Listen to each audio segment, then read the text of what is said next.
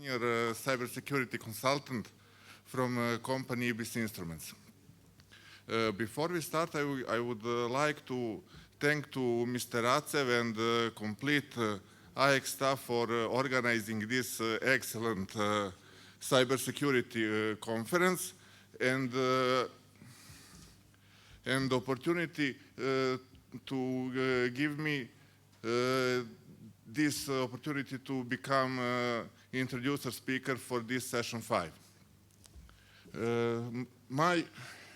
I will try to be as short as possible in order for us to have afterwards presentation and panel discussion, on which we will have apart Mr. Senad from Cisco, two additional speakers, Mr. Stanižan and Mr. Mastilović.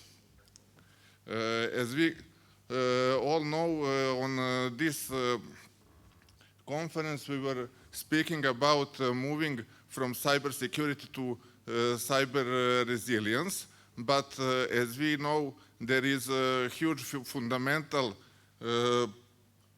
difference between those two terms.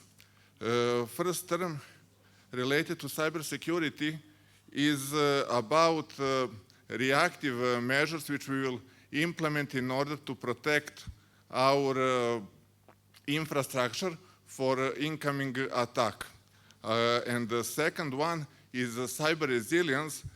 Maybe we can say that it is quite a new term which doesn't have exact definitions up to now, which is accepted from, let's say, wider area of security experts. So as for now, we have just descriptive definition which gave us some framework. What does it mean and how we should move to cyber resilience? As we can see from a slide, cyber resilience can be achieved in continuous movement of complete organization. There are basically 4 phases which are connected, and only if one is missing, then we are in a huge problem. So, as I have said, we have 5 steps. First one is to protect our environment. Second one, detect, respond, recover, anticipate, and identify threats. Okay, we spoke about definitions. Now is time to define how to achieve cyber resilience. There are basically 5 steps which need to be implemented, or 5 ways, which means that either one of those is missing, we are in a huge problem. First step is to engage in proactive defense. I like to call it to receive a cybersecurity vaccine, which will immunize for, let's say, most known threats. Second one is to embrace a security, which means to spread the cybersecurity all over our organization. It doesn't matter is this some kind of small organization or I don't know, some big government institution. Afterwards, there is a third way which is related to implementation of data-centric security, which means that we need to be obliged to, let's say, protect our crown jewels, which are in forms of any kind of data important for our organization. Fourth step is demand application and infrastructure security by design, which means that in all steps of development within our organization, we need to have adequate implementation of cybersecurity controls. And the fifth one is to be brilliant at the basics. What does it mean? It means that we are obliged to have adequate patching level systems for access control, etc. So despite last one is in most cases trivial, we were listening during yesterday's session that most of industries are not implementing this solution due to, let's say, technical restrictions. And I will not, let's say, use or abuse your time anymore. I will just, on the last or third slide, show something what happened to me in, let's say, few months ago with one of the government institutions. We can see here that with my ID and certificate, without any hacking, without anything, I could access to different tax reports from different, let's say, users. So I could download, I could do whatever I wanted with, let's say, their tax papers. So good thing in this is that I managed to reach them, and within 2 hours they have resolved it for myself. But now we can think how many of, let's say, call it holes, call it misconfigurations, or some kind of cyber unresilience exists within governments, within other, let's say, organizations.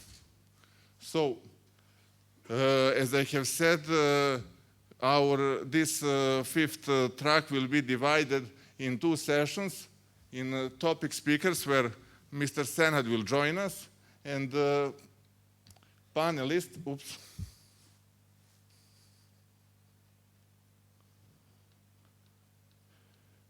which will join us after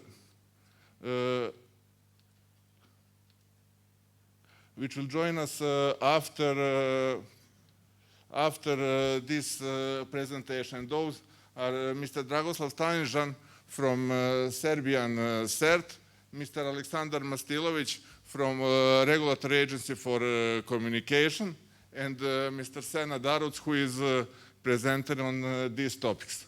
It will be all for me for now, and we will discuss afterwards on panel discussion. So thank you for your attention, and hopefully that this track will be interesting for you. Thank you.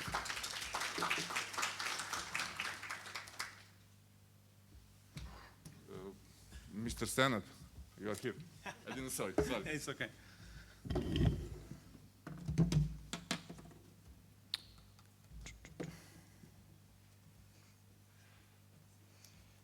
Okay, so can you hear me, guys? Okay, excellent. So, well, good morning, and I'd like to thank for the organizers here having me in this nice conference. And I feel it feels nice to be back to my home country, actually. So, a little bit about myself. I mean, generally, when I'm getting excited, I'm speaking very fast. So just feel free to raise your hand and to lower my speed. Okay. So, born and raised in Macedonia. I used to work in a lot of companies here, private and government companies, and last 10 years living in Europe, actually, right now currently in Amsterdam. So I work for Cisco. I am responsible for Northern Europe and Turkey. I am in an advanced threats group, so which is mostly the couple of products and services that Cisco has for advanced threats. So today I'm going to show you guys about the biggest airport in the world. So because I'm coming from operational background, I used to work in cybersecurity operation centers on MSSPs, doing threat hunting, incident response, botnet research.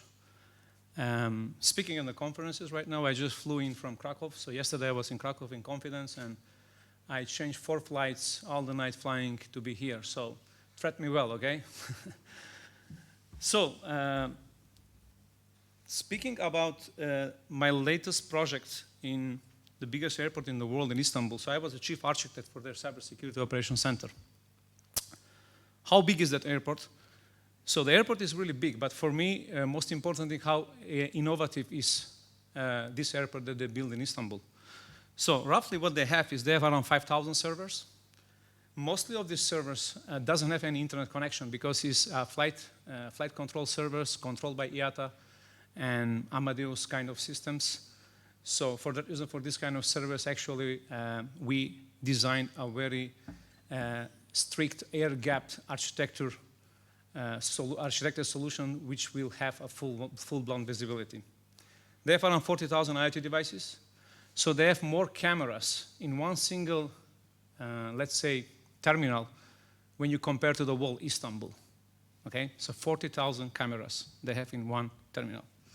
They have more than 15,000 event-based integrations. So basically, when a plane is landing, from the landing point, there is a high-definition cameras who are capturing the tail number, and then from their tail number, there is a big data which is correlating everything behind and is actually telling you how many seconds later you're going to receive your luggage.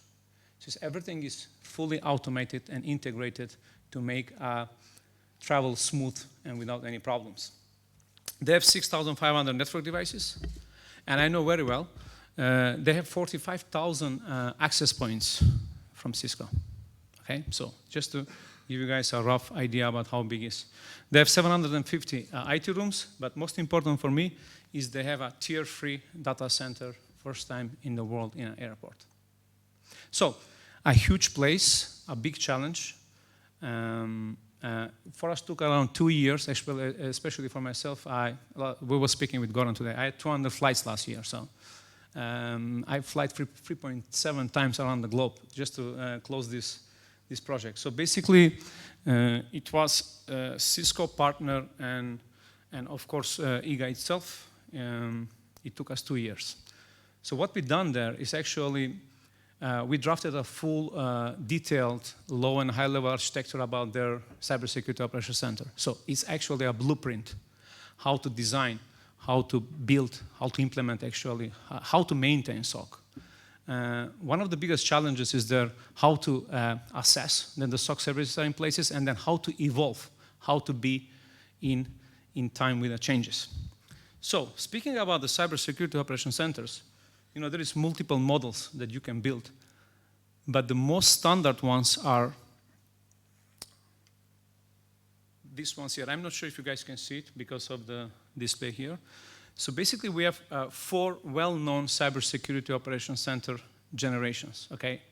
So how the attack sophistication is changing by the time, so basically these SOC capabilities are going higher and higher. So the generation number 1, SOC is actually, it was a couple of years ago, I mean, it's not so long, let's say 10 years maybe ago. It was mostly about device monitoring, log correlation. It was limited device coverage, so basically we were not able to collect logs from all kinds of devices. And that was not enough. And that was also reflected into the incident response, right? Because when you're doing incident response, one of the main need is visibility, to know what happened.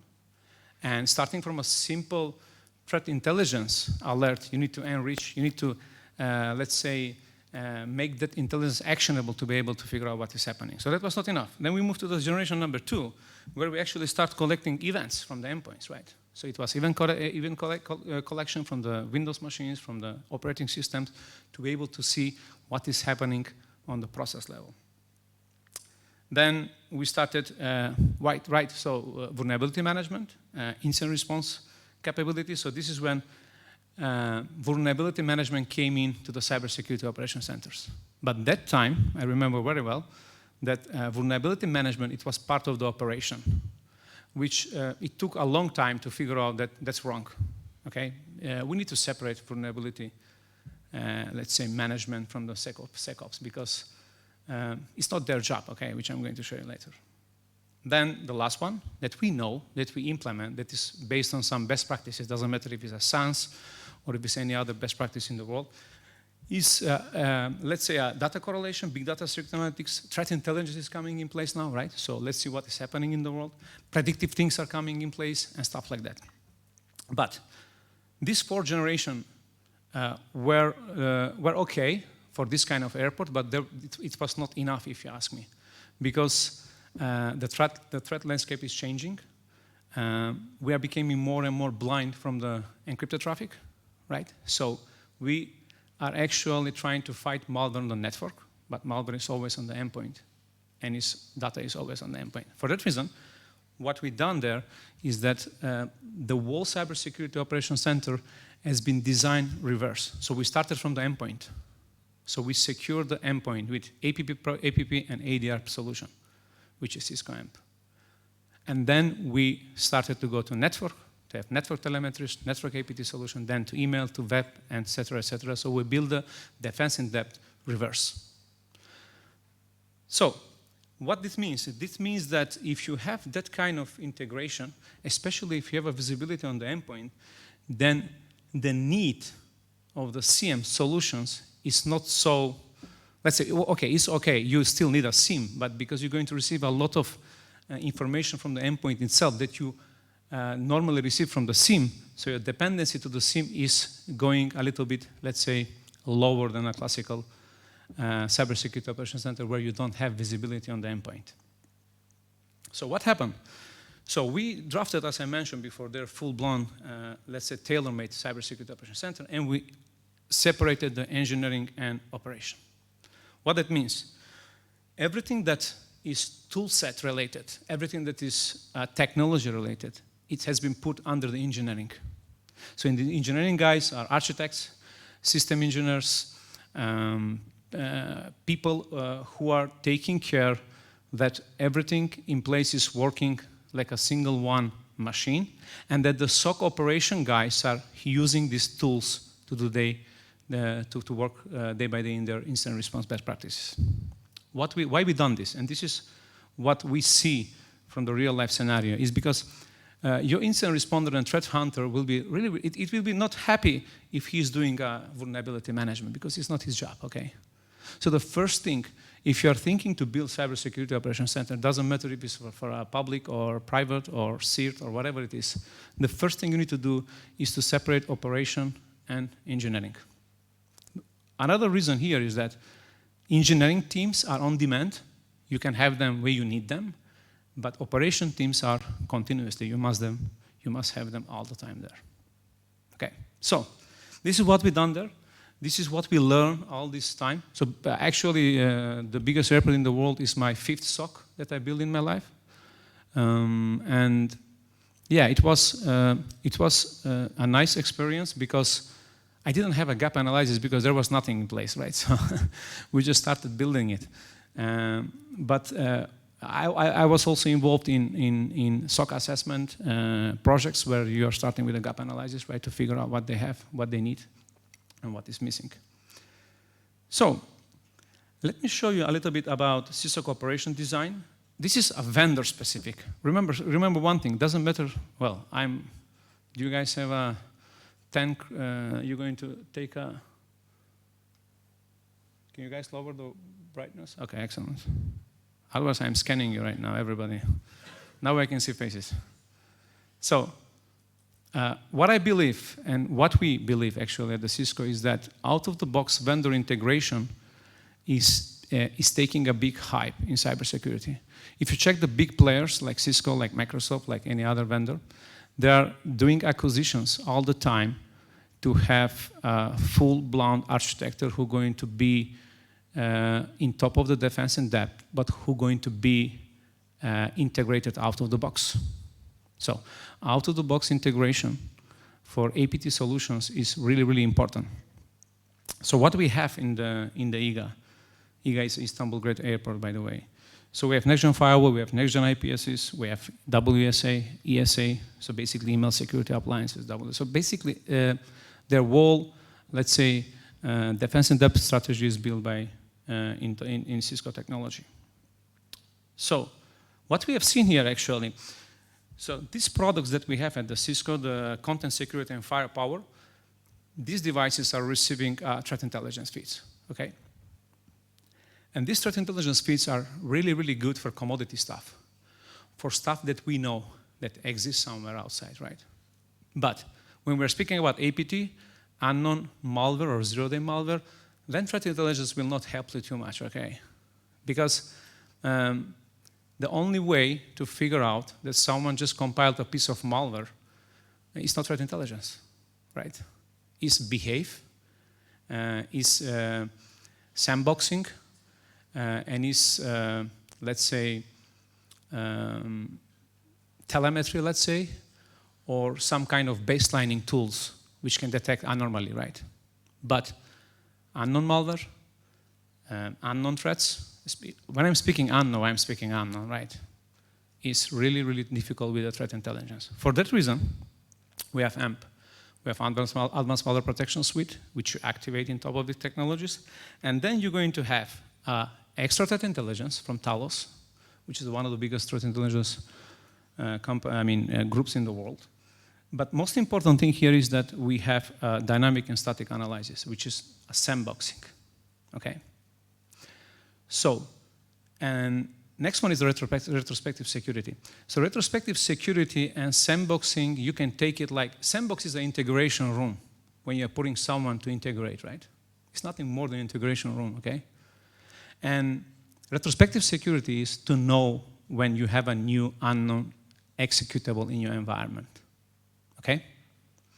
So retrospective security is when you go in the office in the morning and you see a new face without a badge, and you're asking, hey, who are you? I never seen you before in my company, right? That's how retrospective security works, actually. Because that guy is unknown. He doesn't have a company badge. And remember, zero-day and unknown malware must be unknown, okay? So, and then we are taking this guy to the integration room, which is sandbox. And then we are trying to figure out if he's a good or bad. So that's how our cybersecurity portfolio works, actually. When we intercept a file within these technologies, we are checking if that file is good or bad. And if it's unknown, we are sending him to the integration room. Because that's the only way to, let's say, hunt unknown and zero-day malware. Another important thing is M for Endpoint, which is ADR. So it's a connector that you can install on a lot of operating systems. And it gives you a lot of detection and response capability. Of course, it has its own APP capabilities, but the aim of this one is detection and response.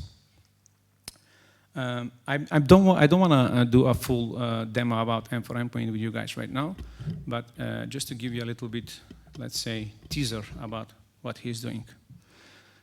Then the whole solution can be on public cloud, like we have on the IGA. So we have full-blown public cloud for the devices which are allowed to go to internet. And then we have everything in-house, we call on-premise, is full air-gap models. So this model has been used in a lot of armies in Northern Europe. NATO is also one of them who is using a lot of air-gap systems. So you can imagine that this kind of infrastructures which have some kind of very strict policies about the file submissions and sandboxing files, they're using air-gap systems. So this is vendor architecture, right? This is Cisco, it can be another vendor. So it's very important to know that when you are going to choose your, let's say, your solution or your products, the number one question that you need to ask is how you integrate within your own portfolio and how you integrate with the third-party solutions. Because integration is something that you need to fight every day in your cybersecurity operations center. Okay, so or you're going to fight it yourself, or you're going to choose a solution who has out-of-the-box integration and they're going to fight for you. There is no other way. So let me continue now the problem with the security effectiveness gap. So the biggest problem today is a lot of solution and tools. Okay?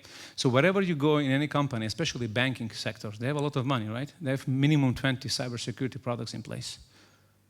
And if you ask if they integrated them, no. If you ask, did they see anything of these devices? No, they just forgot them, right? Because they generate a lot of alerts. They generate a lot of noise. And what is happening is taking the complexity high. So buying everything, having money, is not a solution actually. It will going to make worse. So to address this, so what is happening here is that when the complexity is going down, as you can see here, time to detect and time to response is taking a really, really huge impact. Remember one thing, doesn't matter what you do in your cybersecurity operations center, there is two metrics that can measure your effectiveness. It's time to detection and time to response. That's very important.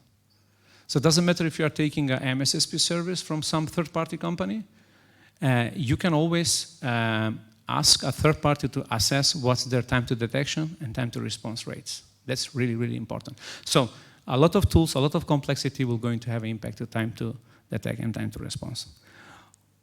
To have something like this, where the complexity and solution tools are going together, we build something like this. So this is Cisco's cybersecurity portfolio,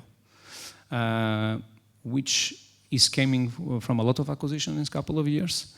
And that you see all these lines here, they're out-of-the-box integration. So basically, we share threat intelligence with all our solutions. We share event visibility with all our solutions. We have automated policy, our enforcement, all of our solutions, and we have a context awareness with all of our solutions. So this is pure out-of-the-box integration that Cisco is bringing on the market. So you don't need to put, well, you can put a SIM in front, in middle here, but you don't need to do that, okay? Because everything is connected out of the box. So this is actually what can give you guys, let's say, some kind of, let's say, integration, which will save a lot of integration money. It can save a lot of money from SIM implementations and stuff like that. This is a security analytics for national critical infrastructure. Again, this is a CSOC design architecture. So as you can see here, well, this is vendor-oriented and this is technology-oriented, okay? So now you can choose which one you like. I didn't want to come here and to speak only vendor, so for that reason, I want to tell you guys more generic stuff. So as you can see here, we have multiple sites. Then we have a full package, telemetry, net flows, everything is coming in place. Traffic replicators, right? This is really, really important. And then everything is going to the analyst layer where we analyze, we enrich, we correlate the data, and then of course, the analyst layer, which is dealing with the threats from the right side. So it's not easy, right, to have everything like this in place. But for that reason, there is a lot of SOC assessment metrics in the cybersecurity world, like CMM and stuff like that. So basically, you can always measure your maturity by time. Now, any questions? Don't wait so I can finish it. Then, if you have something on your mind, just show up. Okay. So now, coming to another point, right? You guys are hearing every day, right? Defense in depth, end-to-end visibility, right? Zero trust. And blah, blah, blah, and everything. Every day we're coming up with some kind of new strategies. One of the oldest strategies is defense in depth, which unfortunately is not working. Defense in depth is broken. Let me prove you. How defense in depth works is actually allows non-good files to pass through.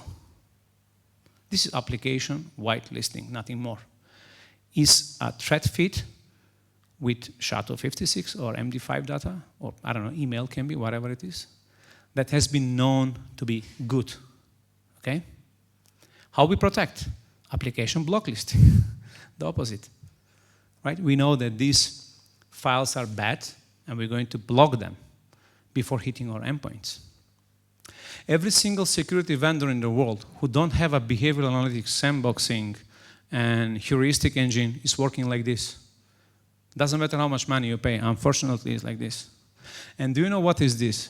This is to go in a Ohrid airport here and to configure the cameras to record only the bad people and good people, but not to record the unknown people.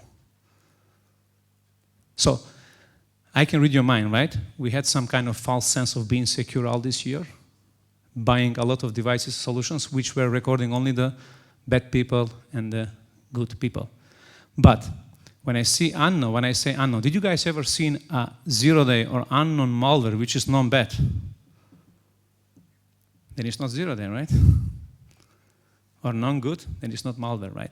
So all these companies who are getting on the news hacked every day, they're getting hacked from these unknown guys, which is on the right there. So to fight unknown malware, you need to be everywhere. You need to monitor every single SHA-256, regardless of the disposition, if it's good or bad or unknown, right? And it's not easy, because the amount of unknown files on the internet is, I don't know how many quadrillions or whatever it is. I don't know what number is there, right? But amount of the bad stuff is always static. It's changing every second, but it's always, we know what is bad. And we know about what is good. So, another sample here is like, I will come back to this. Let me tell you now. So, we're speaking about threat intelligence, right? Okay, I will come back to that one. So, I don't want to spoil my slides. So, again, another thing what I've seen all this year working on the Cybersecurity Operations Center, like I started like analyst, senior analyst, team lead, MSSPs, shaping them, building them, breaking them. Of course, we made a lot of mistakes, right? We broke a couple of SOCs and stuff like that. Is the wrong perception of Cybersecurity Operations Center. I remember when we win the RFP for the biggest airport in the world, in Istanbul, I went there to present our solution in front of the top executive of IGA. And you know, these people put a lot of money, right, to build their Cybersecurity Operations Center. And they asked from me to tell them what I'm going to build there. And the first thing I told them that whatever I'm going to build, it will not going to protect you. And I wish that you guys were there to see their faces, because their understanding was we are putting, I don't know how many millions of euros in this project and we will be going to be protected. That's not true. Cybersecurity Operations Centers cannot protect. They are here to detect and respond. Because human cannot protect. Human can detect and respond. For that reason, protection falls under engineering. Devices who has been configured by the user and left to protect. Detection and response is with human, with his own logic, with his own curiosity to figure out what is happening, digging inside, and playing with the endpoints or with the alerts. So again, we are coming to that level. SOCs, Cybersecurity Operations Centers, are not for protection. Protection, we know what is there. So for that reason, don't blame your operation guys. If you have a SOC, expensive SOC, right, OPEX, and you got breached, and don't go to them and blame them, because these people are not devices, right? So what about malware, right? So we know a lot of use cases that has been used, and we are building every day custom use cases in Cybersecurity Operations Centers, but still the most important reason why these companies are ending up in the newspaper are malware, okay? Look, without malware, you cannot do too much things, right? I mean, I mean, don't take now. I'm not a guy who is speaking always with the numbers, but I think it's maybe Goran can correct me here. I think around 80–85% of the breaches are always malware related, or maybe more, or maybe less. Come on. Yep, that's nice. So we have a lot of solutions, right? We have a lot of solutions like that is blocking 99% of the threats. Okay? So you can buy a solution who can block 99%. 100% doesn't exist. What will happen with 1% that is left? So let me tell you something. That 1% is unknown stuff. That 1% is targeted attacks, is APT, whatever you call it. So that 1% is always making yourself to end up in the news, or, I don't know, losing intellectual property, or these days, a lot of governments who rely on IT services, or who rely on IoT devices or SCADA devices can get problematic. So what's the most dangerous 1% of the threats that are hiding, right? They're using advanced evade techniques. They are fileless malware, right? So threat intelligence against fileless malware is problem, it's no go, right? Because you don't see the SHA-256. You need to do memory forensics. If it's the malware there, then you are lucky, right? But not in all cases. What about environment-aware malware, like malware who is escaping the sandboxes? We have seen that. You guys know WannaCry, right? WannaCry was everywhere in the news. And that kill switch domain that was used by WannaCry, actually it was a sandbox evade technique, right? To figure out that he's on the sandbox or not.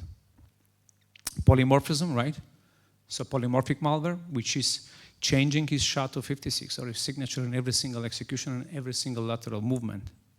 And then exploiting legitimate processes or process injection will not protect you against this kind of threats. Finding these threats is not easy. It's really tough. And you remember I mentioned 1%? Now I can read your mind. You say, okay, 99% I'm protected. I don't care about 1%, right? Do you know how much is that 1%? Let me show you only from Cisco data. So we are blocking 20 billion threats per day. We are processing 16 billion URLs per day. How malicious? We are processing 150 billion DNS entries per day. You know OpenDNS, we brought OpenDNS, right? And we sandbox or detonate 1.5 million unique malware samples per day. So now you can calculate how much is that 1%, right? So that 1% is really, really big. To find that 1%, your security analyst needs to put a lot of efforts because large-scale alerts, a lot of noise, flood of false positive rates, a lot of tools and a lot of attacks, a lot of GUIs, right, to figure out what is happening is making your security analyst useless. Incident responders is same, right? So sitting through the disparate data or lack of contextual information, right? When you do when you do threat hunting and incident response, the contextual information is very important. And gathering the present evidence, right? I mean, you know, old school forensics is like something happened on this machine, and then we do, I don't know, maybe encase or maybe volatility, right? We are grabbing the full disk and full memory, but the malware is not there, he's gone, right? So that's the biggest problem actually today. I mean, that's like putting a camera after someone stole your house, right? So again, we need to be on the endpoint and to record everything. Then encase can help. I don't know, memory forensics can help, but only if malware is there, right? Another problematic thing is the automatization and orchestration in cybersecurity operation centers. And this is these figures here is from a research. So key issues and modern SOCs, exclusive alerts, outdated metrics, and limited integration led to overtaxed SOCs, right?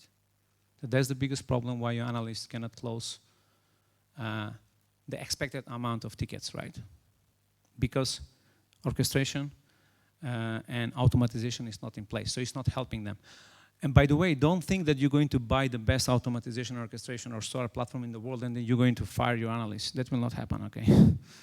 Because these tools will going to help your analysts to act faster. It will not going to replace them. So forget about that. So by having this kind of, let's say, threat landscape, we need to take back the control of the time, right?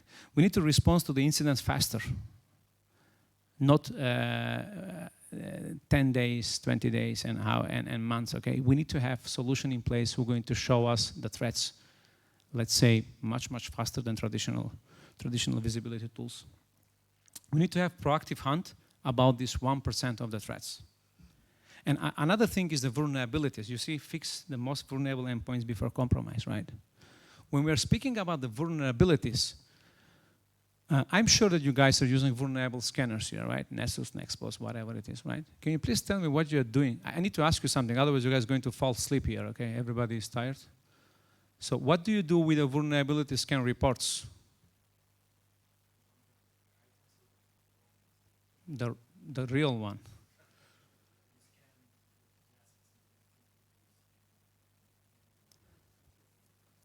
excellent. Who is doing only patch management with these reports? So I've seen a lot of companies, when I'm asking them, what do you do with the vulnerability scan reports, they're telling me, we do patch management. And I'm always asking them another question, okay, what about taking that report in your hand and asking yourself, did anybody use these vulnerabilities to hack these machines? Okay, we need to start asking that. I'm going to show you later, I have a demo for that, how fast you can answer this. But please keep in mind that those vulnerability reports are not only for patch management. It's also a good indicator about possible threats. So you need to go and check if this machine has been compromised and you don't know. So, focusing the 1% of these threats, we need to stop malware, we need to eliminate blind spots, so we need to have visibility on endpoint, on network, or email, on the web. And we need to discover unknown threats. Discovery of unknown threats, as I told you, is not happening with the threat intelligence because they are unknown, okay? That is happening only with sandboxing, only with behave analytics, only with heuristic engines and stuff like that, because it's unknown, because nobody knows that that file exists. So, stopping malware, we need to have prevention engines in place, so like AV, like fileless malware detection, one-to-one signature matches, focus on working with the indication of compromise alerts, because indication of compromise alerts has lower false positive rates. Let me tell you what I mean. Multiple logs can have multiple events can make an alert, multiple alerts can make an indication of compromise alert. Okay? So when you see indication of compromise alert, it means something happened. So focus and ask from your vendors to provide you indication of compromise alert. We are not in 1999 to receive events and logs from our cybersecurity devices. That is dinosaur old school stuff. And to put them in SIEM and to wait SIEM to correlate them. No, ask them alert. Because alert must be correlated, right?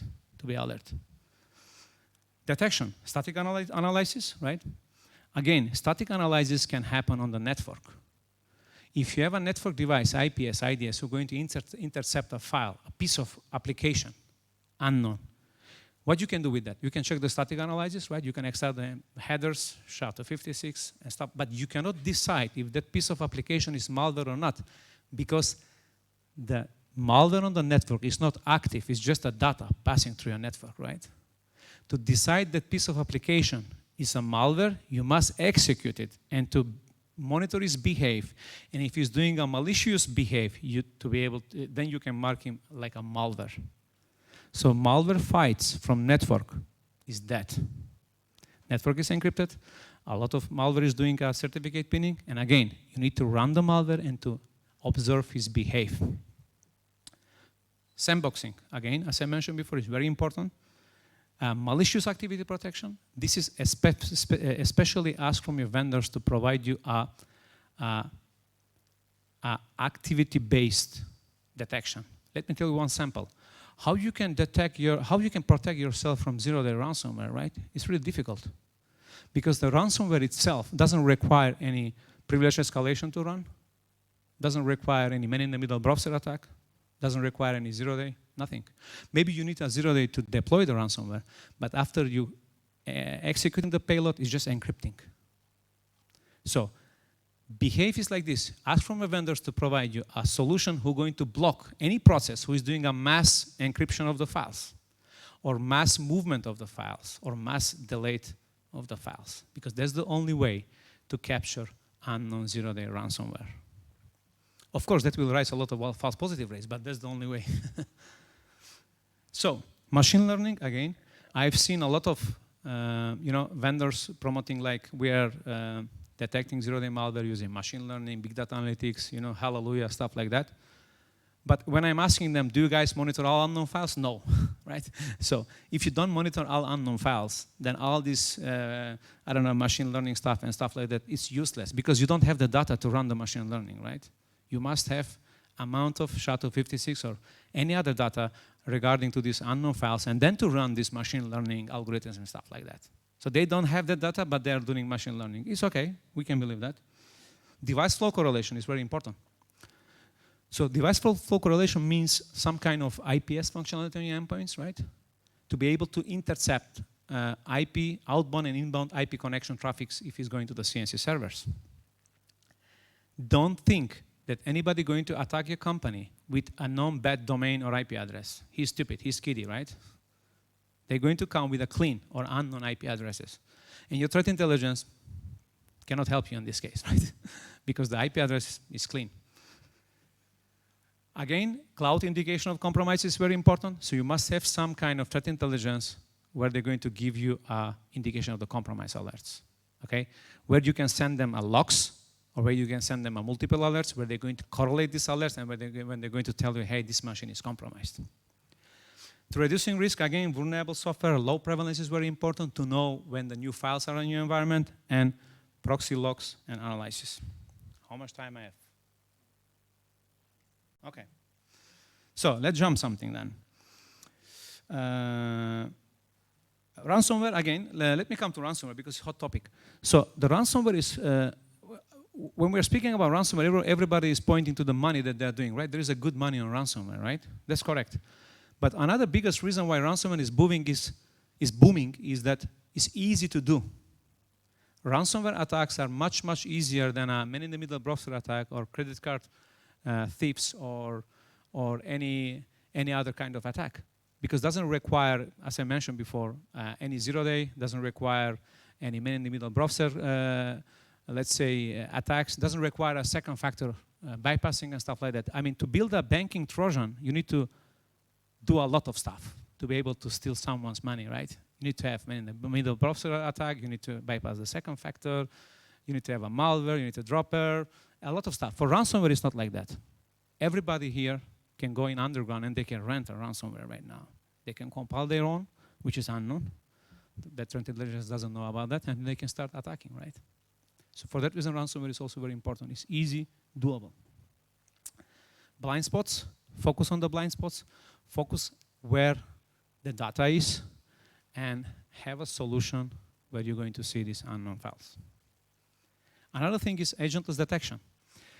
So we are lucky at Cisco because we can detect if some of the machines are compromised without installing an agent on them. Only by checking proxy forward logs. You know these trash logs that even ISP can see? Only doing analysis in these logs, we can say, haha, this endpoint is compromised. We don't install any connector there, okay? This is extremely good for Windows 3.11. I've seen companies still using it. Or SCADA devices, IoT devices where you cannot install connector, which has our own, let's say, limited operating system, some Linux embedded and stuff like that. So, how we discover unknown threats? Again, we are coming to this. Dynamic and behavioral analysis with sandboxing is known techniques today. So now, coming to threat intelligence, can you please tell me, guys, how your expensive threat intelligence feeds can detect the document.doc with macros enabled that I just created 1 second before? No, yes? So again, we are coming to that. You must have more than threat intelligence. Because you can detect this. If I'm attacking someone, we have the first victim, then maybe know the SHA-256 of this file, and you can push it to your devices. So again, zero-day malware and targeted attacks requires more than threat intelligence. Again, have the capability to monitor everything, right? So what happened? Where did happen? Malware came from, right? The infection vectors, email, phishing link, dropper, exploitation, and stuff like that is very important. Where malware has been, right? The lateral movement, which I'm going to show you later. We have some time for a demo. What is doing on my endpoints, right? On process level. And how do we stop it, right? I mean, when you're doing incident response, doesn't matter if you're in-house or, I don't know, MSSP, you can't clean up an infection and to put the machine on the production if you don't have a full visibility on the persistency. Make sense? If you don't see the persistency, format that machine. Don't clean the malware and give it back to the... So you must have a solution. I'm going to show you the persistency. If you see the persistency, then you can remove persistency, you can clean the payload, and then you have a chance to put the machine back to the production. If you have a SOC operation guys who are sending 55 or 60 tickets every day for format, someone will going to kill them, okay? Because you are actually doing a huge impact to business continuity. So you must have a solution in place to separate what to be formatted and what to be cleaned. And cleaning is starting by knowing the persistency. Let's say in-depth investigation, right?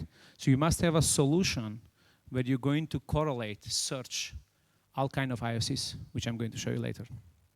And one-click remediation. The biggest issue with the cybersecurity operations centers today is like they don't have a power to act.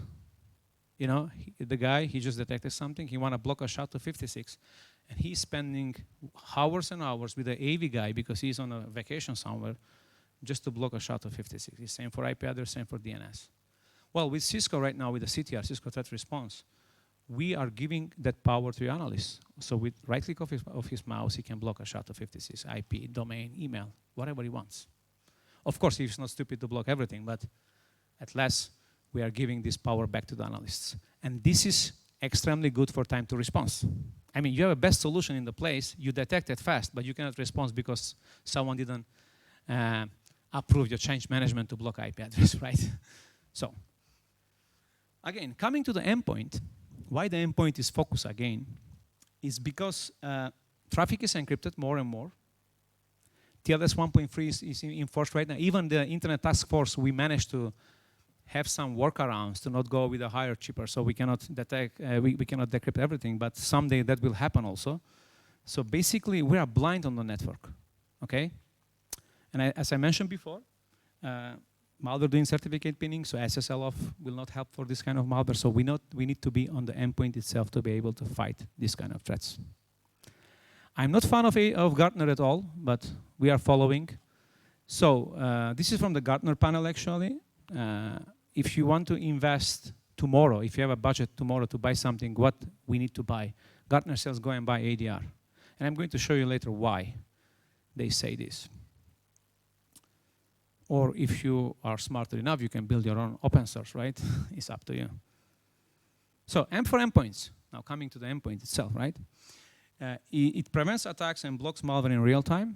I'm going to show you guys. Continuous monitoring all processes and accelerate investigation and remediation faster because everything is on your right click of the mouse. What is M for endpoint?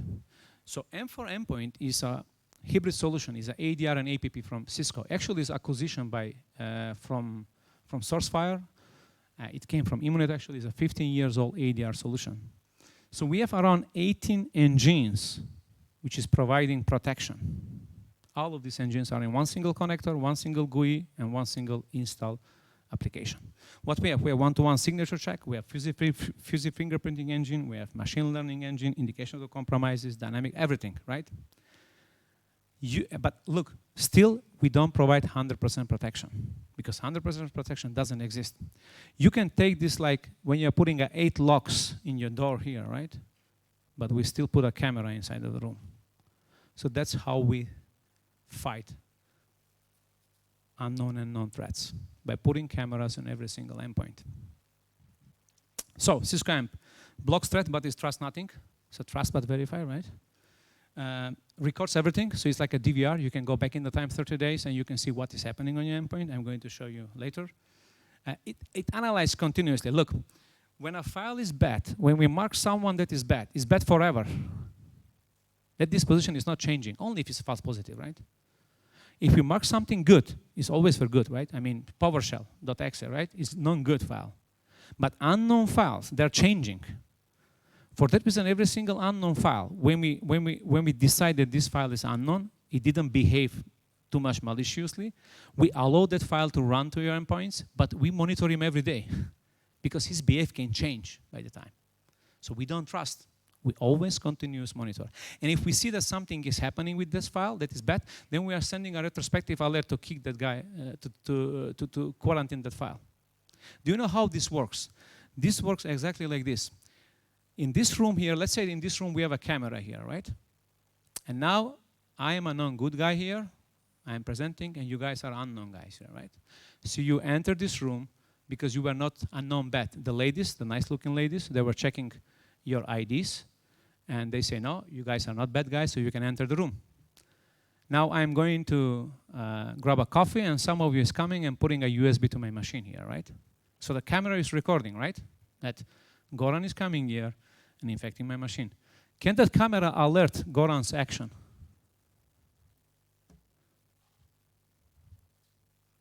Yes or no? Who can alert Goran's action? If a security guard watching that camera at that time. So that's how actually AMP works.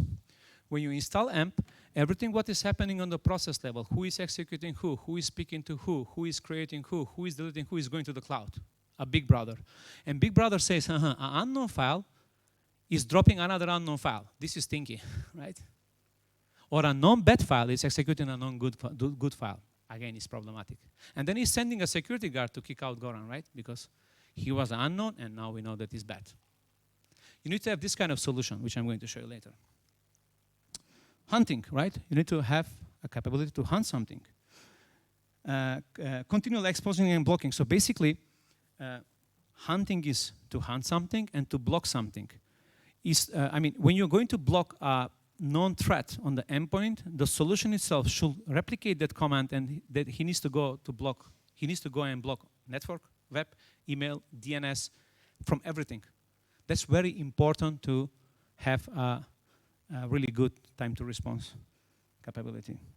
Alert via interactive actionable history of events. This is again very important, which I'm going to show you later. So you go 30 days back in the time retrospective, and you can see what is happening, and you can answer, hey, there was a malware, he done something, he deleted himself, but I can see what he done to my endpoints.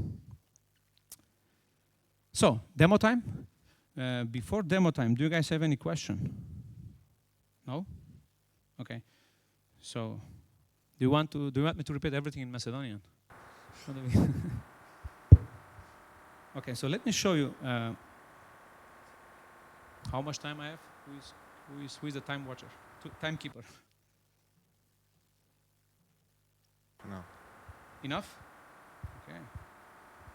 Well, if you say enough, then be ready for 4 hours now.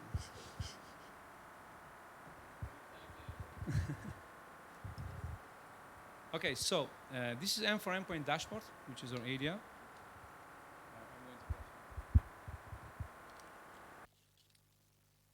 So it shows you a nice graphs, right? What has been compromised in my environment, the quarantine detections, agentless detections, vulnerable applications, etc., etc. Let me go to one indication of the compromise alert. Look, this is indication of compromise alerts. Indication of compromise alert is totally different than indication of attack. Indication of attack doesn't mean that the attack was successful. But indication of the compromise means that something happened. So, if your solution is providing you indication of attack alerts, then you need to start thinking about cleaning up them, correlating them extra to be able to figure out what happened. Let me give you one sample. What will happen if you have a water holding attack and malware has been downloaded on 100 machines? So you see from your proxy, web proxy or whatever it is, right, that malware has been downloaded 100 times in 100 machines, right? So you receive 100 alerts saying malware downloaded, right? If you don't have a solution, you're going to tell you what happened next. You need to clean up these alerts because you need to figure out what happened with this malware with these machines. How Cisco M works is different. Cisco M, because it's a connector on the endpoint, he knows if these machines are Windows or Linux. He knows if the malware is Linux or Windows. So you're going to say, look, this malware has been downloaded on 100 machines, but 50 of them is Linux machine, and 50 of them is Windows machine, and the malware is Windows, so I'm eliminating these 50 alerts. I'm going to take care later. From these 50 machines, only 2 stupid guys click at the malware, right? Now, M says, okay, 50 downloads, 2 executions. But only one of them didn't have the Acrobat Reader patched, so only one is compromised. So I'm going to tell you, this machine is compromised. Go and fix this one. So this is how indication of the compromise alerts will save time. And you're going to give your analyst some kind of capability where they can focus on what happened. Let me open one of the machines that has been compromised. And by the way, I didn't come to do M demo here, but I saw a lot of other people are showing demo reel, so I say, okay, let me show you something. I'm going to open device trajectory, which is a DVR recorder. So let me go to, I hope that you guys can see. I know that this is not so perfect, but if I do something like this. Yeah. As you can see here now, what happened with this, so this is my device trajectory. Look, I can scroll back in the time, and I can see which process is executing which process, who is creating who is doing a connection, who is executing who, etc. So I can go back in the time to see what is happening on this endpoint. What happened in this endpoint? This machine got encrypted. And then they call the backup guys, you know, the cool guys who are always trying to save something. They came in and they say, hey, we're going to save this. We have a shadow copies, right? They checked shadow copies and there was no shadow copy in this machine, okay? Even if the shadow copies were active on these machines. So from the incident response perspective, you need to answer this. What happened to my shadow copies? Number two, they gave a clean machine to this guy, and after 2 hours, the clean machine also got encrypted. So now we have a second question. Persistency, right? How the second machine got encrypted. So traditional AVs or solution who are not monitoring the endpoints like MDOS cannot answer these questions. Let me show you how fast I can come up with an answer for these two questions. First of all, I want to know what happened with my shadow copies. So the application responsible for managing shadow copies on the Windows, 5 minutes? Shadow, speaking fast, right? Watch? Okay. So, shadow copies is VSS admin. So if I write VSS admin here, now it's going to show me right away that VSS admin has been executed by malware itself. So I know why the shadow copies are not there, right? The second thing is, now I know that malware is this guy, t.exe. I'm going to tell, hey, tell me where t.exe is moving himself. So I'm going to check movement here, and I'm going to write t.exe. And here we go. He is moving himself to the appdata roaming folder. For that reason, the second machine got encrypted, right? Because he moved himself there, he synced the profile, and he clicked the malware again. So this is how deep visibility M4 endpoint can show you guys from the threat perspective. So yeah, so thanks for listening to me. Now, if you have any other questions, ideas, suggestions, we're going to have a panel here. So thank you. Thanks for listening.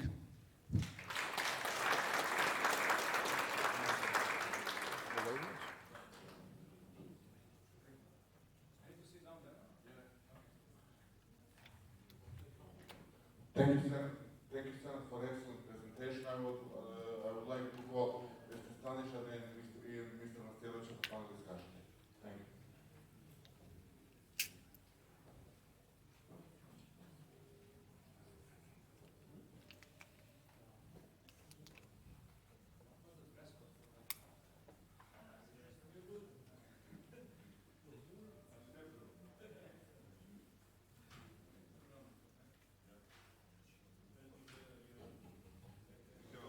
Yeah. Okay. On a panel discussion, we will discuss a little bit about national threats or any threat organization, how to build cyber resilience. I basically prepare a couple of questions, but of course, you from audience are welcome to submit additional questions. So my first question to all of our participants, Mr. Mastilovic, Mr. Stanijan, and Mr. Aruc, is what role national CERT should take in terms of cyber resilience as a difference to government CERTs, private CERTs, or CERTs dedicated to, let's say, individual organizations. So, you, Mr. You want? It doesn't matter. Let's start from you at the beginning, so, and we will. Yeah. So I mean, I really don't see any difference between national CERTs or private CERTs or. Mike. Okay. So I really don't see any difference between what kind of CERT you have, right? Because the technology is always the same. Maybe the incident response best practices are totally different, and how you handle the data is different. But speaking about cyber resilience, I still think that before cyber resilience, we need to go to the cyber hygiene, right? We need to have a clear understanding how we're going to set up our cyber hygiene within the company. And after that, cyber resilience, because having a full-blown cyber resilient project without having a cyber hygiene is like, I don't know, building a lot of walls around but leaving doors without a lock, you know. So I think that everything starts from a cyber hygiene, if you ask me. That's of course, my opinion. But there are difference between national cert and, for example, a government or private cert. This is depending of if there are some infrastructure who is charged for this infrastructure.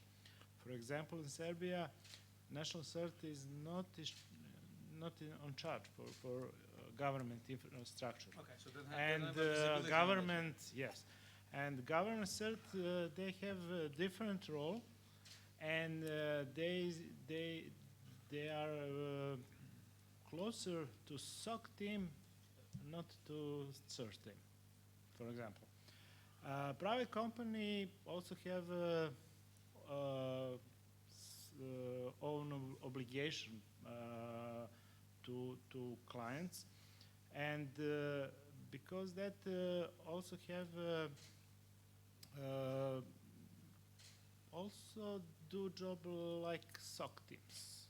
Okay. They haven't too much time to analyze incident, what happened, what was happened, and they must solve problem to company continue to work. And in this area, as how to prevent, and I agree, but cyber hygiene, sorry. This is very important. And also awareness. And as national cert, as we have a primary job to increase awareness to people, to know what can do, what can not do. So, about national cert and its role, it could be defined in different ways. So, in model that we are trying to build in Bosnia and Herzegovina, for example, we are not able actually to establish the official national cert because actually the political relations of the country and cybersecurity is something what is the responsibility of the regional level on our entities. But we are trying to build some contact point for coordination. And in many countries, actually, the CERT, which we call national CERT, acting as a coordination point. That depends also how your CERT networks is built in different sectors on different level of government. So if you have a strong CERT networks under you, which have capabilities to react in response, of course, detect before that any cyber threats in that situation. National CERT can act as coordination point, especially in a situation when cyber threats attacking more different sectors. We have some, let's say, the wider critical situation in the country. If you need to cooperate with some other government institution like police, for example, because we talk about cyber threats to critical infrastructures that could involve many other institutions also. So in that situation, maybe it's not necessary to have a proactive action, but of course in some smaller, let's say, ecosystem, when you don't have infrastructure below you, national cyber CERTs can take also responsive action and proactive action in that case. So there is a different models. It's very dependable on country size, on internet organization.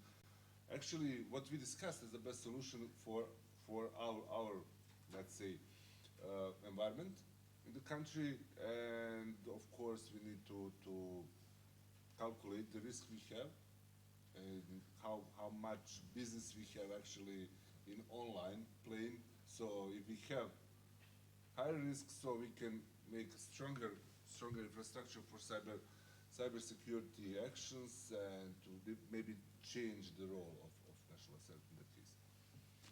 Excellent answers.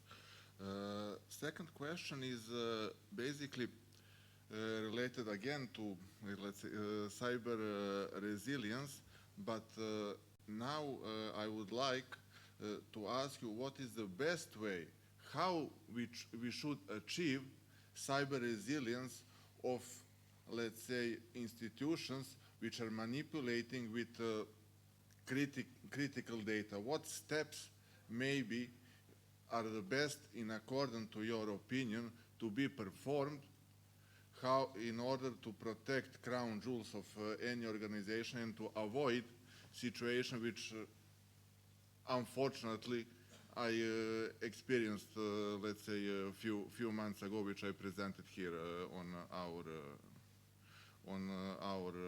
track. Mr. Stanijan. I think that the backup and to find some critical process in institution is the main thing. And if you have some incident, if you have some problem, if you know what is going and how, I must say, when the paper document going by the office and in the company, this is the best way in critical situations and to back in normal business process. Please. Actually, we discussed a similar topic 1 week ago on ITU Cyber Drill in Bucharest about what's actually the solution for future cyber threats. And I find one non-technical point because, okay, from my perspective, it was great pleasure to listen to you and your presentation here. And technical solution we have, and we have some experts, but actually we have lack of education in general in our countries, in our environment, in ecosystem. Not only when we talk about experts, but also when we talk about regular people using the infrastructure. You have people using computer networks, computer services on a regular basis for daily job, but we actually talking about non-technical person. And maybe the best answer is one citation, very famous guy in cybersecurity world, Bushnell. If you believe that technology will resolve your problems, that means that you don't understand technology and don't understand your problems also. So we cannot only be based and wait that, okay, we have infrastructure, we have devices, we have advanced algorithms, because even if you build amazing cybersecurity infrastructure around your system and your applications, if you have a guy in your company who still use a yellow sticker to put on monitor with password, your system will be compromised very soon. Doesn't matter how much money you spend in that. So Yeah, actually, the humans are the weakest point in the chain of building cybersecurity systems. So education at least 3 times, and huge gap. And after that, we can discuss about technical solutions. Of course, we will face many challenges in the future. 2 years ago, I attended one conference, IEEE conference on cybersecurity in USA, and actually we discussed about the future trends, because in general, the cybersecurity experts in the United States expecting that for less than 5 years, the most cybersecurity threats will be based on artificial intelligence algorithms, but actually we expecting for less than 1 year after that, that we will have solutions based on artificial intelligence. So you will have a very strange situation that the threats and defense systems evolving without any interaction with humans, actually. So this is something what is actually some, let's say, prediction, but of course we can discuss. Yeah, I mean, I have just 2 points. You mentioned sticker on the notebook, right? That's cybersecurity hygiene, I mean, basics. The second thing, like a person who grew up in Macedonia and who is living in Europe, right? I think that the biggest power is on you guys, government. You need to force something to be happen. if you ask me. Do you know why we are obeying the rules in Europe when we are living in Europe? Because the fines are there. Same is for cybersecurity. You guys need to come up with something that is mandatory, they must do it, right? And then something optional that they can do it. Coming to the question, I'm too old actually, 2016 I think. So Black Hat, United States, there was defenders, a blue team, red team, pure artificial intelligence attacking each other, and we were watching. Pure machines who are trying to find vulnerabilities, they're compiling a payload, they're delivering. So we're going to see that, that's for sure. But again, I still think that you guys, like a government, you need to come up with a strategy which will be mandatory for the companies. Like you need to do this and this mandatory. Look, I mean, I know in Turkey very well. 2012, they announced a national SOC centers, and it was obligative. So, sorry, it was optional. 2012. 2012, I was living in Italy, Milano. I fly 40 times, meeting Turkish government to help them to build SOCs, and we didn't do nothing because the law was optional. They changed the law 3 years ago, and right now SOC business is booming in Turkey because they must do it. Okay, so Turkish people, and we here like a Balkan, we have the same mindset. Someone needs to push something to be mandatory. So I still think that you guys need to be more pushy and more strict. Mm-hmm. I have just one little bit clarification. Actually, we work for government, but we are not government. We are regulators. So that's actually always mixing everything. We are government execution, let's say executive body. Okay. We're following decision, but the biggest challenge for us even, when we go to ministry, actually the minister is decision maker.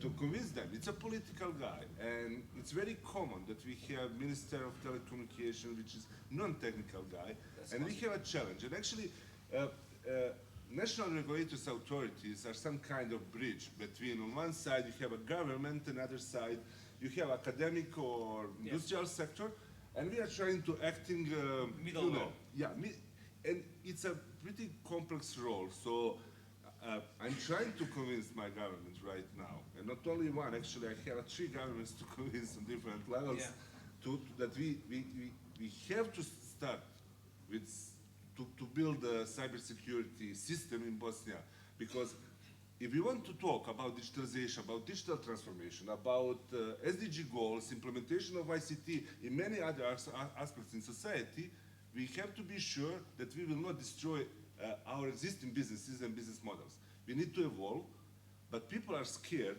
And again, when I explain everything, I'm again in the first point, education. I have a problem to convince many people, non-technical, but also some technical people, how much is important cybersecurity is a topic.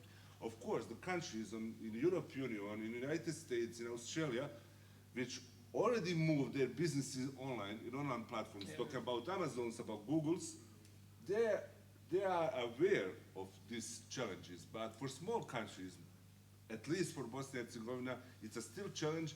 And what I'm trying to do, and what my agency is trying to do, is to agitate actually for this topic there. And I just wanted to say, I would like the time decision maker to just press a button and everything's okay, because nobody needs to convince me. But it's not. Unfortunately, it's not. So it's not on the next election, you need to run for a minister, right?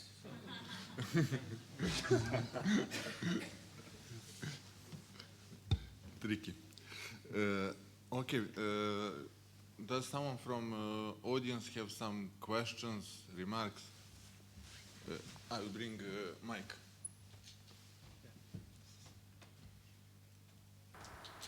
Nice lady will be done.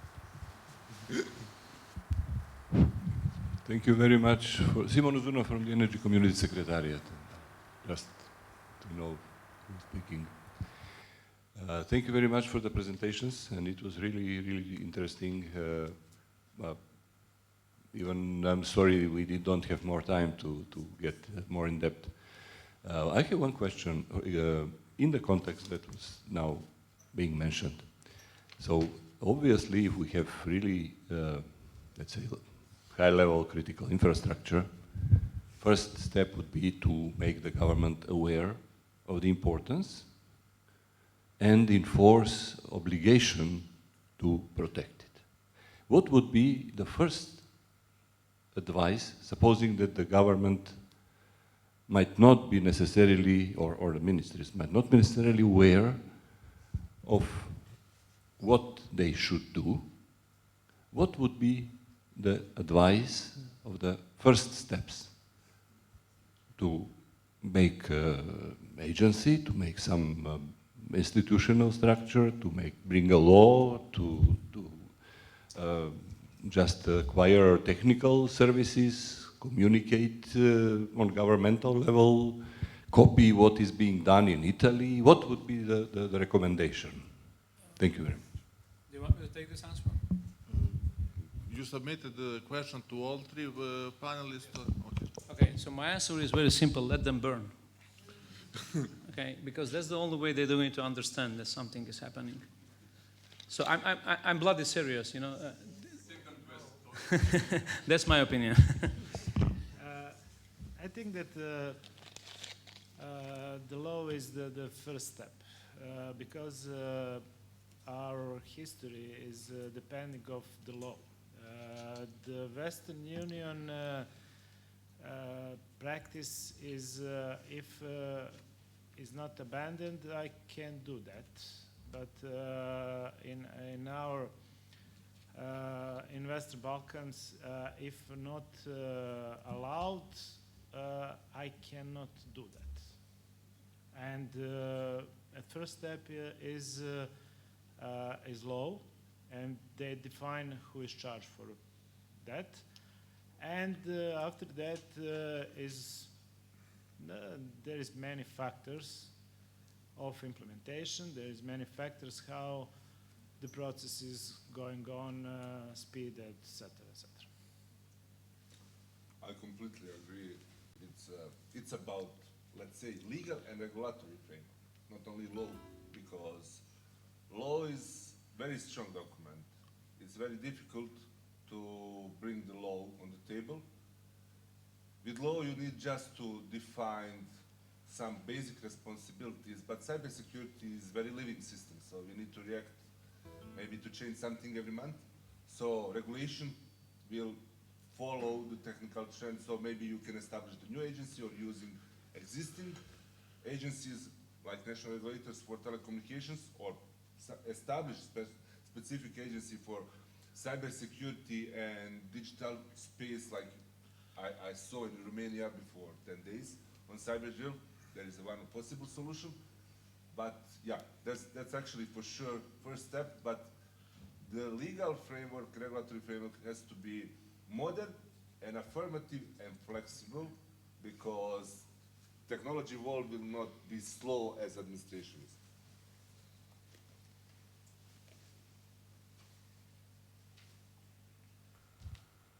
Maybe I'm not asking a question, maybe I'll just add to what they said. From the experience we have, I'm Orhan Osmani from ITU. So from experience we have on the ground with developing countries, least developed countries and so on. So there was a high-level expert group met in 2006, and they came up with this global cybersecurity agenda. That one is built on 5 pillars. So basically, no matter what you do, the first thing starts is awareness creation. So basically, you need to do the selling. People say, but how do you do the selling? You do it for free, educating the minister what needs to be on his agenda.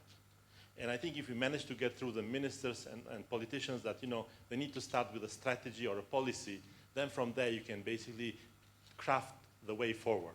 So you cannot start on the technology, you cannot start on the law, but you need to basically do the selling, and people need to buy what needs to happen. And that having enough facts which prove that the issues are there, which needs to be addressed, then people can do that.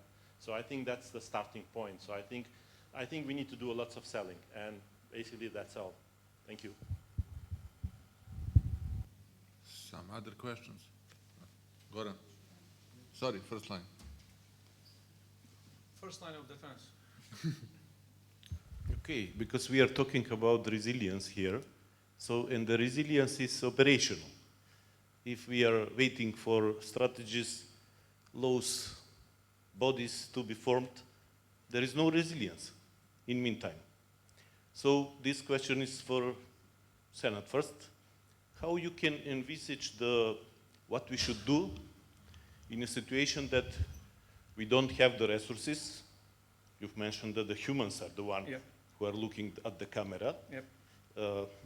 Without big data, there is no machine learning, there is no artificial intelligence, and we need to move closer to the source of attack, to the endpoints.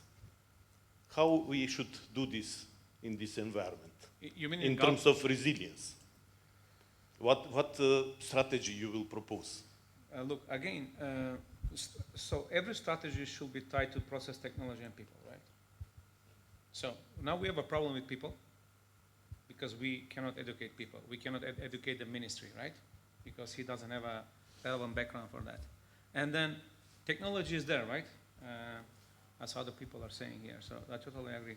I still think that the best option is to have some kind of mix, like best practices, and something that they need to have like a KPIs that they need to implement by the time.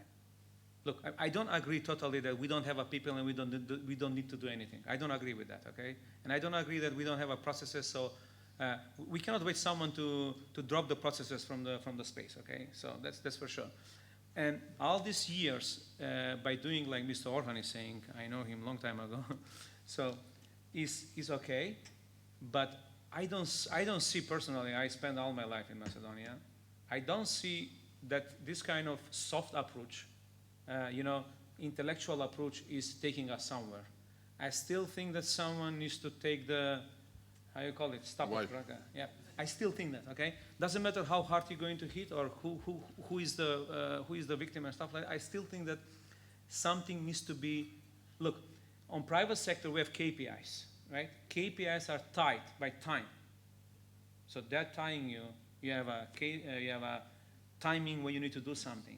Why we don't have timing for the government? And why government doesn't give a same timing for private sector and public sector? So that's one thing. The second thing is, again, there is a lot of things. I mean, your answer is actually really wide. Your question is really wide. For me, again, the most important thing is, speaking from technological perspective, I really want to do a lot of investment on the endpoint, my personal opinion. From the process perspective, we are coming to the cybersecurity hygiene, the password stickers and stuff like that. From people perspective, maybe the Ministry of Education will going to start promoting on the primary and secondary schools to have some cybersecurity trainings, right? I mean, at the end, we are coming to that we need to have on three pillars. We need to go process technology people all together, someone to push this, doesn't matter if it's a best practice or if it's a mandatory. Technology is there. Technology is changing. Look, today we are speaking about ADR, we are speaking about SOAR platforms, SIEM is going more on second plan and stuff like that. After 5 years, maybe we're going to speak, as Mr. said here, like totally artificial intelligence. So artificial intelligence will protect us and artificial intelligence will attack us, right? We need to start from all three pillars, I think. Process technology people, yeah, and culture. Look, I mean, that's the missing point. The culture pillar is very important in cybersecurity, especially in Cybersecurity Operations Center. In all my blueprints, I have process technology people and culture. How to keep up and how to build a culture that these people are going to remain there. How we can build a culture that I didn't leave Macedonia. Why I left Macedonia, I went to Europe, right? Because someone didn't build the culture that I'm going to remain in this country to do cybersecurity work, right? So that's very important, actually. Some other questions?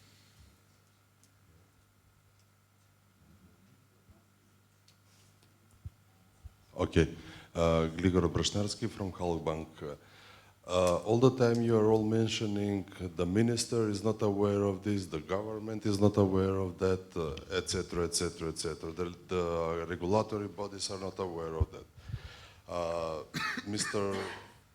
Sorry, I forgot from Cisco your name. Mentioned something about, okay, in technology. We cannot defend from the top. Let's go down to the endpoints.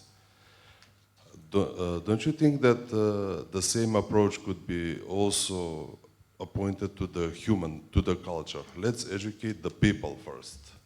Maybe the minister will, I don't know whether he likes it or not, he will educate himself also about this. Maybe this should be also one of the roles of this regulatory, like IAC, I don't know, in Serbia or in Bosnia. What do you think about that approach? You want to take it? So the first question was reverse, backwards Use the approach in technology in society. Oh, that's nice. I don't know. Let's fire the ministers. Look, I'm really aggressive for this kind of stuff. Goran knows me. So there's one way. Again, maybe we can ask ministers, like you told, to attend some most basic cybersecurity trainings. Look, if he's on that chair, he has a lot of free time to do something. Okay, so maybe he can start doing that, right? Like, what's the first step of cybersecurity? What he can learn. The second thing is how we from the private sector help them, right? Like Goran is providing a lot of trainings. He was one of my teachers a long time ago. So maybe we can send these ministers, Macedonian, Albanian, I don't know, Kosovo, Serbia, some group of ministers, with Goran to educate them what's the best practices about cybersecurity. But again, that minister is not a Superman. He cannot save the world. He cannot save the country, right? So we are again focusing on one guy. I still think that we need to focus on young people. We need to focus on students rather than focusing and teaching one guy who's going to lose his chair in the next election. I don't want to invest someone who is coming with the election. Okay, I want to invest in someone who is coming with the experience. So that's my answer. Sorry, exactly that was my point. Don't invest in the ministers, invest in the people, in the endpoints. I have just one comment, because actually I completely agree. There is one sentence I like to use, not only about cybersecurity, but about the business in general. If you want to create a happy and successful society, country, you need a country where business community, business sector leads government, not government leads businesses. Just check European Union, check the German government, following the interest of German industry, not pressuring German industry for something. So experts are in business, not in government. We just need the guy who is open to listen and to be, let's say, agitator for the interest of the community on behalf of the country which represents by the minister. So we're talking about that. Just what I want to motivate actually community to say something from business actually, from business sector. Let's turn it off. Okay. Let's Repeat from the beginning. I think I'm talking pretty loud. So anyway, we need to wake up our business sector to say something. We need cybersecurity framework. We need, I don't know, some different regulations in telecommunications, in bank sector, in something, because government existing because of citizens and companies, not otherwise. So we need to redefine positions. So we just need to have a guy in government open to listen what is necessary in the market. So I have just 1 cent here, because he just pointed something really interesting. He just passed the ball to you guys, right? Private sector or banking, right? You were from Halkbank, right? Correct. So why your main web page is not HTTPS protected? Okay, so I'm using Halkbank, and it's not protected. I know the e-banking app is HTTPS, but the main one is not. So it's very easy, right? For phishing attacks and stuff like that. So he's just telling that you guys need to start. We need to start from ourselves, right? And then to chase the minister. Thank you. Excellent, excellent. Okay, I'm sorry. You have one question. Okay, let's keep this last question here because we are sticked with time and we need to go on lunch break. Please give to the Mr. Mike and to close this session. And all of four of us will be available on lunch so we can further discuss if there are some additional questions. We can have the last question, right? Yeah, this Okay. last one. Rest of the question, guys, maybe you can email us.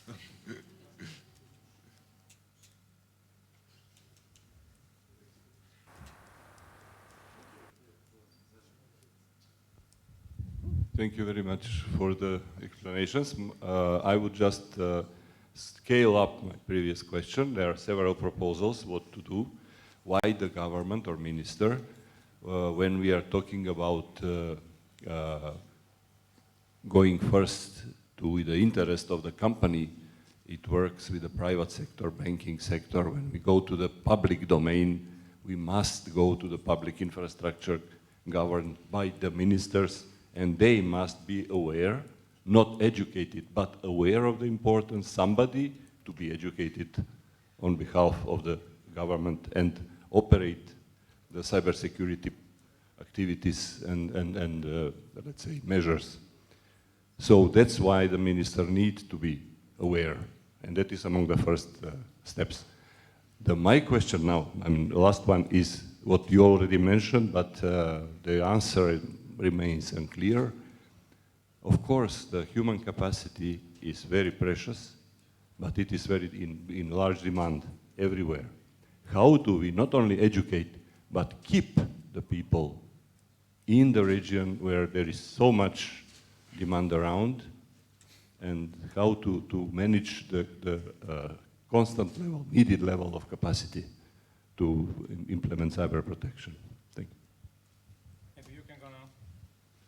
We just forgot. If I also want to know answer of this question.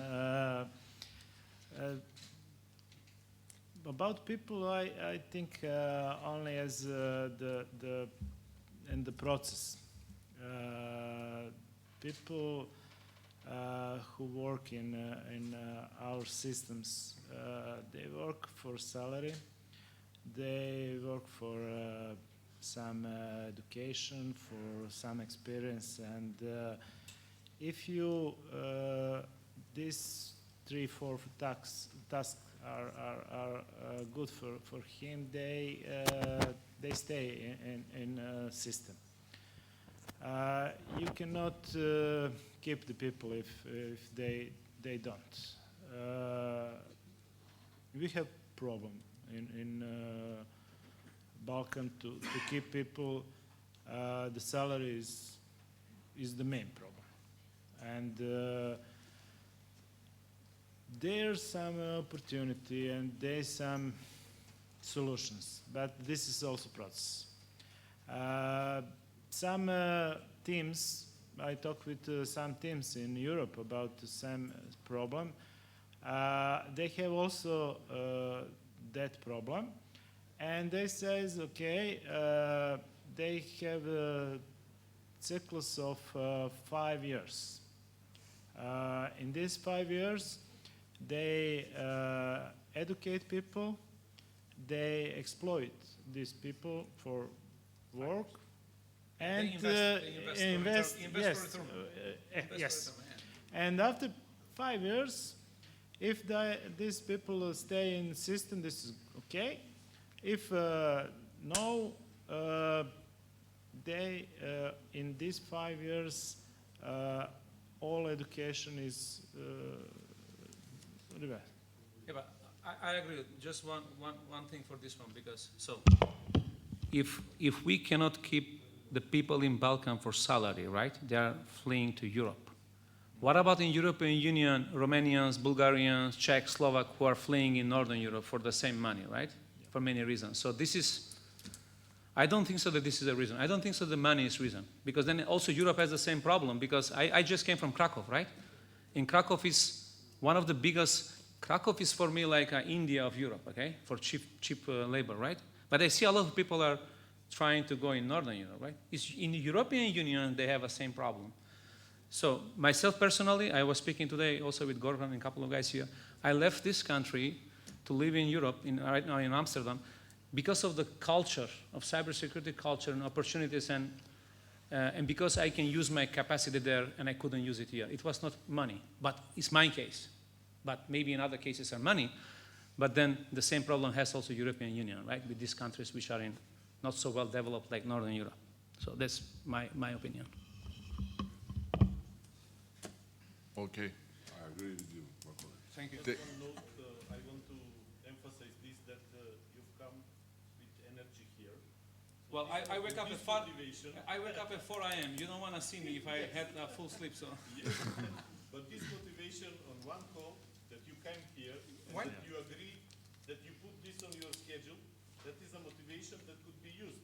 Also your motivation. You've come from USA, you are in Bosnia now. You can tell something about that. I think that this kind of motivation can keep the people here. From your experience, or why are you so Yeah, so the question was, how to keep them Yeah. or how to bring Yeah. them back? for me it was challenge. I don't know. I don't know where do you live, so I don't know you personally. Actually, I lived before 1 year. I came back to Bosnia to start working for government. Okay. But I was employed in one research project on 5G. Actually, for European Union, lived Okay. in Sydney. Okay. You know, Okay. across the Europe. Okay. And I'm executive board member of IEEE, the biggest engineering community in the world in New York. So I'm traveling there also.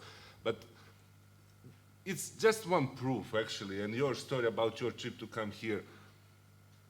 Nothing is impossible. So we just need to wake up people. And you point the energy of our colleagues, Senate. So we just need to wake up the energy. And most of people has that energy. But you know, maybe in this Western Balkan region, we are a little bit tired, fighting for everything for a long period. But I'm really optimistic, and that was my motivation to come back, to start working again in Western Balkans. And maybe if we increase the awareness of cybersecurity and, you know, to build that culture of digital transformation, cybersecurity here, maybe why not Senate will come back one day? Because, you know, it's not always about money. Just start thinking about your families, your friends, and private life also. It's not black-white. There is always, you know, trade-off between some advantages, disadvantages. You always can create a SWOT analysis on any topic, even on that.